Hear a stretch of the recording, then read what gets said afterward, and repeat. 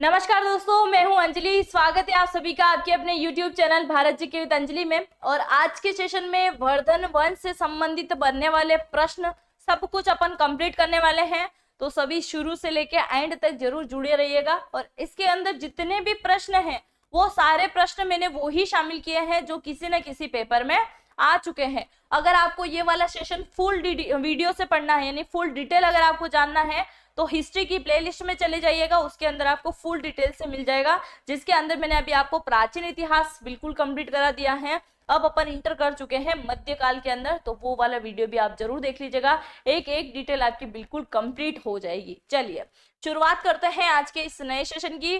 पहला प्रश्न है, वर्धन वंश या पुष्यभूति वंश की स्थापना कब की गई, यानी कि कौन सी सदी के दौरान जो है इसकी स्थापना की जाती है। तो आपको याद रखना है 6ठी शताब्दी के दौरान क्या है इसकी स्थापना होती है। और ये युग कब तक चलता है, 7वीं शताब्दी तक चलता है। ठीक है, तो ये आपको याद रखना है पुष्यभूति वंश के बारे में। ठीक है, 6ठी शताब्दी में क्या होती है, इसकी स्थापना होती है। नेक्स्ट है, वर्धन वंश का संस्थापक कौन था। देखिए, अगर आपसे पूछा जाए वर्धन वंश के बारे में और अगर आपसे पूछा जाए पुष्यभूति वंश के बारे में, तो दोनों ही एक ही है, पर इनका नाम अलग अलग है। तो वर्धन वंश का संस्थापक पुष्यभूति था, या फिर आपसे पूछा जाए कि पुष्यभूति वंश का संस्थापक कौन था, तो भी आपको याद रखना है कौन हो जाएगा, पुष्यभूति ही हो जाएगा। ठीक है, चलिए नेक्स्ट है, प्रभाकर वर्धन ने कौन सी उपाधि धारण करी थी।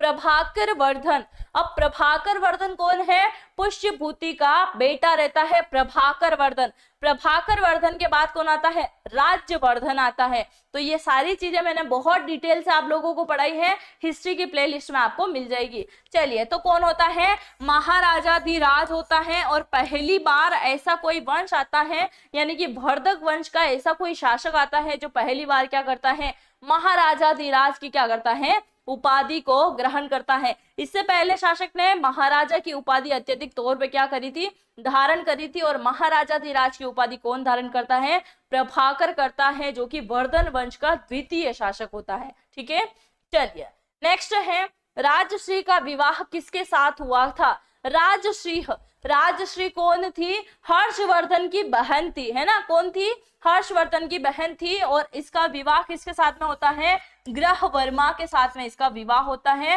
राजश्री हर्षवर्धन की बहन हो जाएगी। ठीक है, कौन हो जाएगी, इसकी बहन हो जाएगी। और जो कि क्या होता है, अपने ही साले का क्या करते हैं, ये युद्ध में जो है साथ देने के लिए जाते हैं। हर्षवर्धन से पहले वाले जो शासक होते हैं उनका शासक, यानी कि राज्यवर्धन जो होते हैं, राज्यवर्धन के साथ में युद्ध में साथ देने के लिए जाते हैं राजश्री के पति, और वो क्या हो जाते हैं, युद्ध में शहीद हो जाते हैं। उनके बाद में उनकी जो बहन होती है राजश्री, वो क्या करने जाती हैं, सती व्रत निभाने के लिए हिमालय की ओर निकल जाती हैं। और वहां पे सोचती है कि यहाँ जाने के बाद क्या हो जाऊंगी, सती व्रत को अपना लूंगी, यानी कि सती व्रता का वहां पे बड़ा उल्लेख था। तो ये सारी चीजें करने के लिए जाते हैं, तो कौन ढूंढता है, हर्षवर्धन ढूंढ लेते हैं और वापस लेके आ जाते हैं। यानी कि सती प्रथा वहीं से वो क्या करते हैं, अंत करने की कोशिश करते हैं। बहुत सारी प्रथाओं का वो विरोध करते हैं। ठीक है, चलिए नेक्स्ट है, चीनी यात्री हेन सांग किसके शासनकाल में आया था। और मैंने आप लोगों को बहुत अच्छे से ट्रिक भी बताई थी कि चीनी यात्री हेन सांग हर्षवर्धन के शासनकाल में आया था।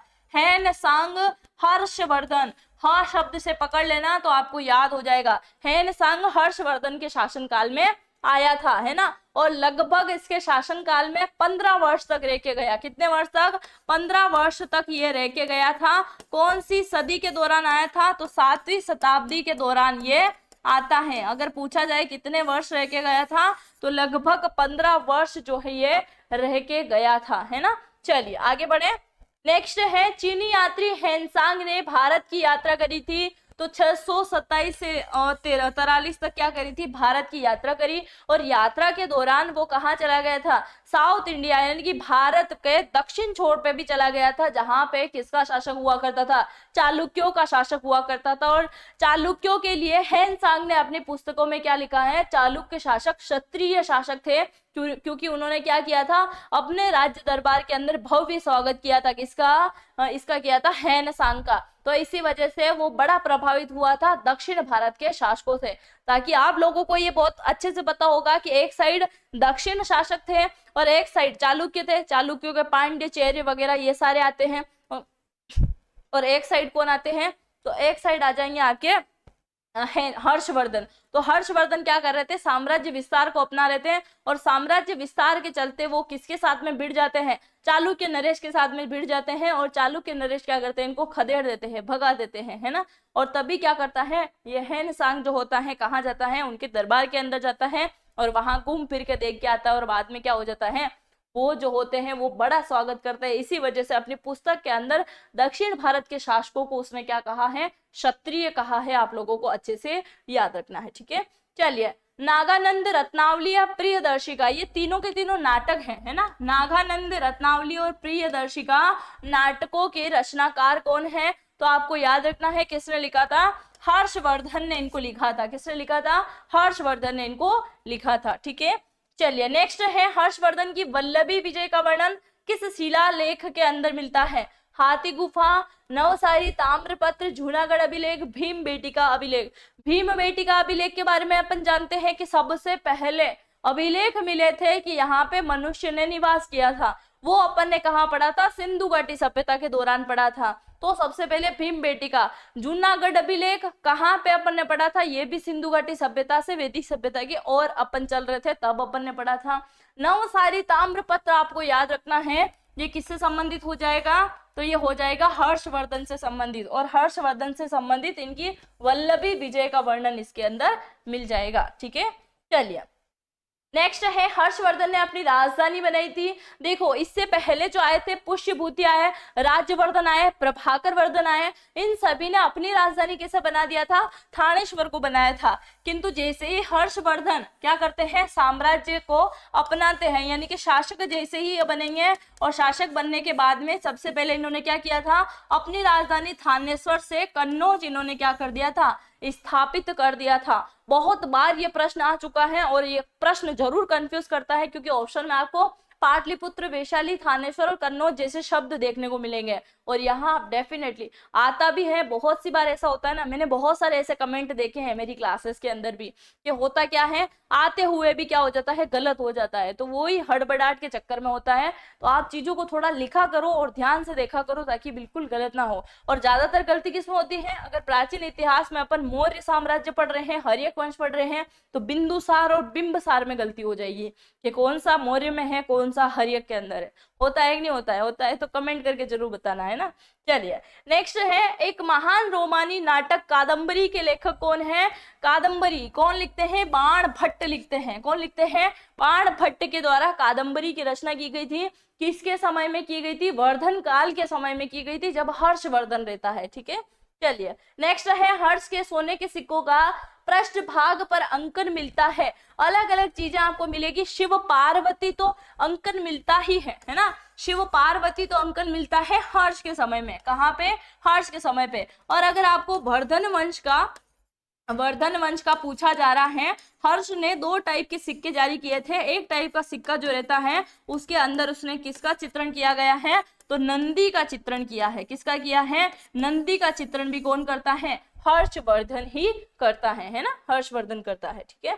चलिए, निम्न में से किसी चीनी यात्री ने नालंदा विश्वविद्यालय में शिक्षा प्राप्त करी थी। नालंदा विश्वविद्यालय, जिसके बारे में अपन पढ़ते हैं कुमार गुप्त के बारे में, कि नालंदा विश्वविद्यालय का संस्थापक, उस समय नालंदा विश्वविद्यालय नहीं था, उस समय क्या था, नालंदा बौद्ध विहार उसे कहा जाता था, जिसके संस्थापक कौन माने जाते हैं, कुमार गुप्त माने जाते हैं। ये वही कुमार गुप्त हैं जिन्होंने क्या किया था, सुदर्शन झील का निर्माण जो है पूरा विस्तारित रूप से करवाया था, क्योंकि उनके शासनकाल के दौरान क्या हुआ था, अकाल पड़ा था, और इसी अकाल के चलते क्या होता है, विस्तारित इन्होंने किया था। सबसे पहले बनवाया किसने था, पुष्य ने बनवाया था, है ना। तो ये भी आपको याद रखना है। कौन सी झील को, सुदर्शन झील, जो कि सौराष्ट्र गुजरात के अंदर पड़ती है। और बाद में अपन कुमार गुप्त के बारे में सारी डिटेल वहां पढ़ते हैं, क्योंकि उन्होंने पुनः निर्माण किसका करा दिया था, उसी सुदर्शन झील का निर्माण कराया था। यहाँ पे बात कर रहे हैं अपन नालंदा विश्वविद्यालय की, तो नालंदा विश्वविद्यालय के संस्थापक भी वही माने जाते हैं, क्योंकि उन्होंने क्या किया था, यहाँ पे एक पुस्तकालय भी बनाया था, जो कि 3 पार्टीशन में डिवाइडेड था। मैंने बहुत अच्छे से आप लोगों को समझाया था, ठीक है।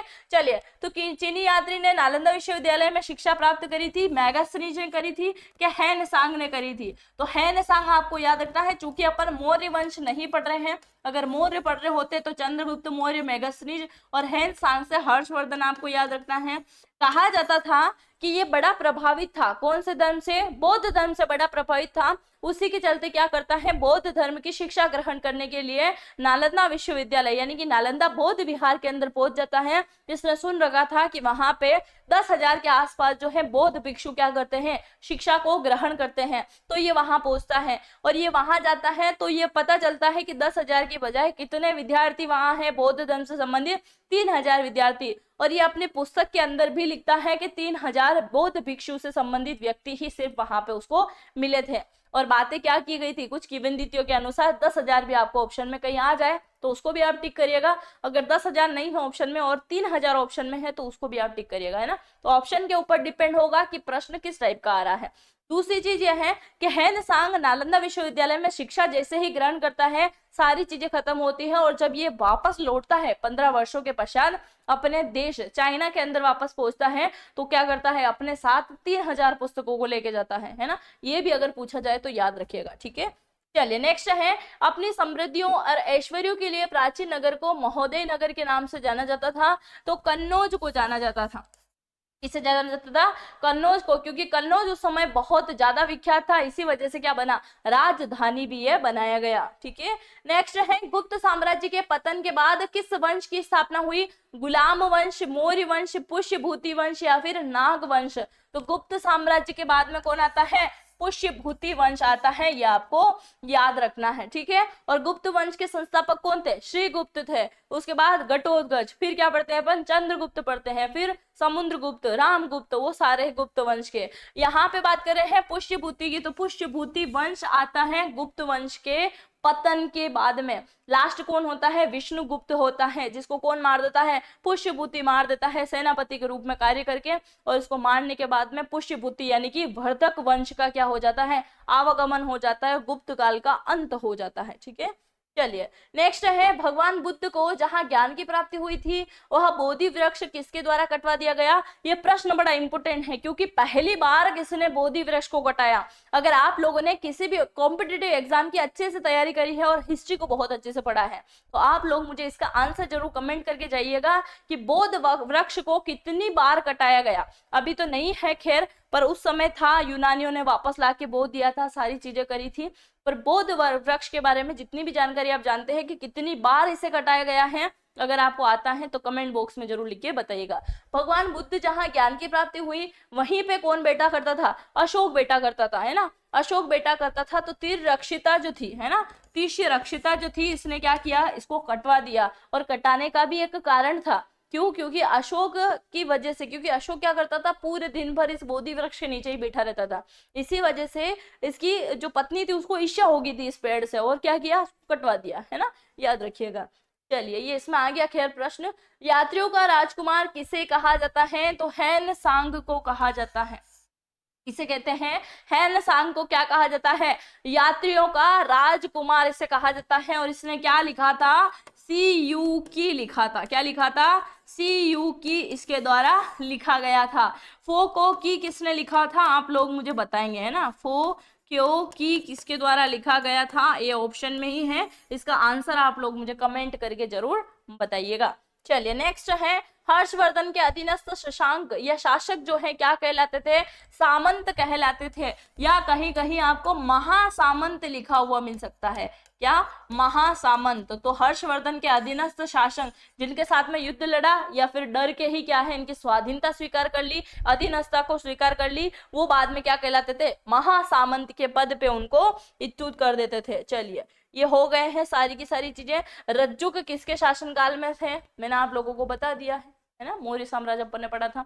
चलिए आई होप इस वंश से संबंधित जितने भी प्रश्न बनते हैं मैंने आप लोगों को कंप्लीट करवा दिए हैं।